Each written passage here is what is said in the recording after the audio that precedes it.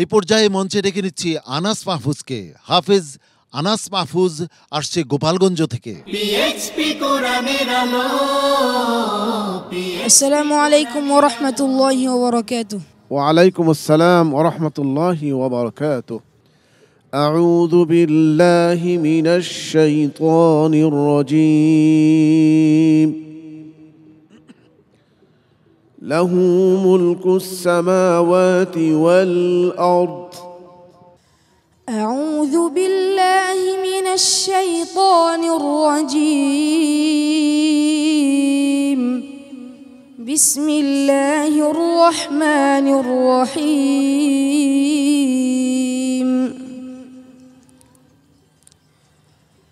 লাহু মুলকুস সামাওয়াতি ওয়াল আরদ يحيي ويميت وهو على كل شيء قدير. له ملك السماوات والأرض وإلى الله ترجع الأمور. يولج الليل في النهار ويولج النهار في الليل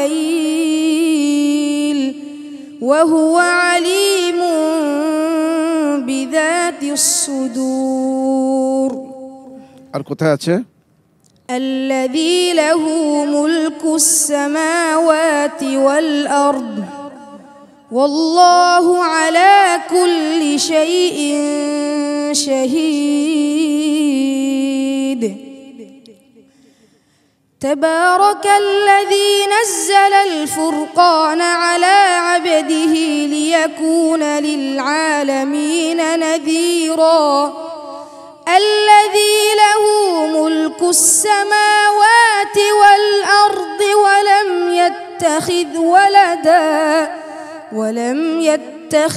ولدا ولم يكن له شريك في الملك وخلق كل شيء فقدره تقديرا.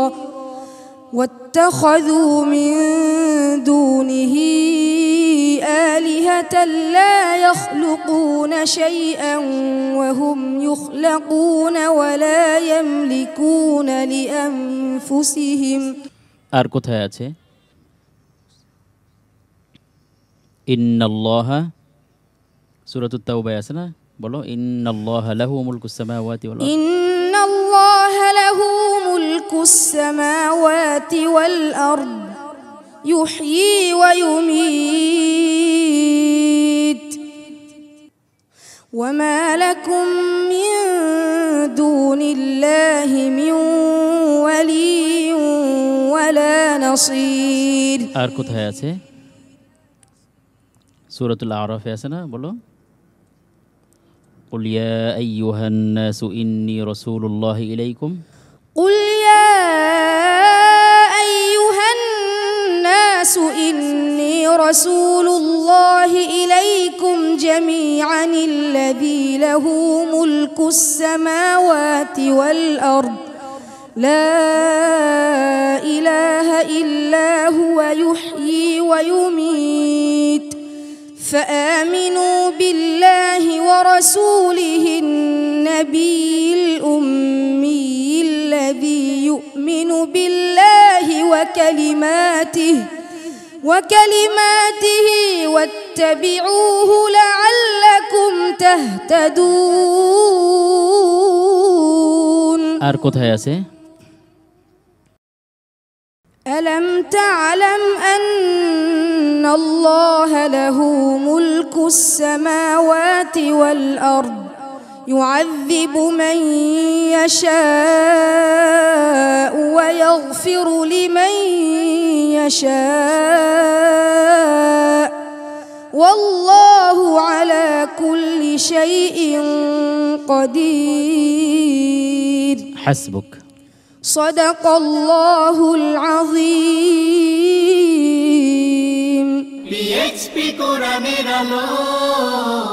শোয়েব মোহাম্মদ আল আজহারি, আনাস মাহফুজ তার আজকের পারফরমেন্স নিয়ে মূল্যায়ন শুনতে চাচ্ছি। আসলে খুব কঠিন একটি পর্ব চলছে, সুতরাং এতটা সহজ নয় আসলে সব জায়গাগুলো একত্র করে সিরিয়ালভাবে বলাটা খুবই কঠিন ব্যাপার। তবে আনাস মাহফুজ চেষ্টা করেছে।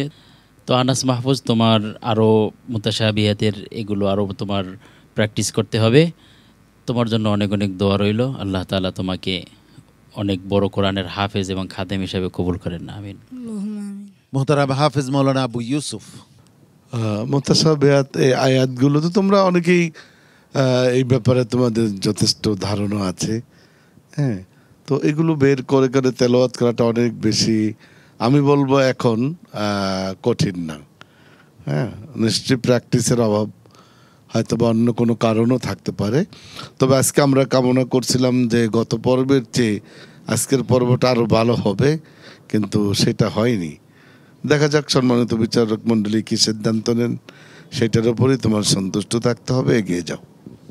আনাস মাহফুজের জন্য অনেক অনেক শুভকামনা রইল আমার পক্ষ থেকে। সবার কাছে দোয়া চাই। আসসালামু আলাইকুম ওয়া রাহমাতুল্লাহি ওয়া বারাকাতুহু। PHP কোরআনের আলো।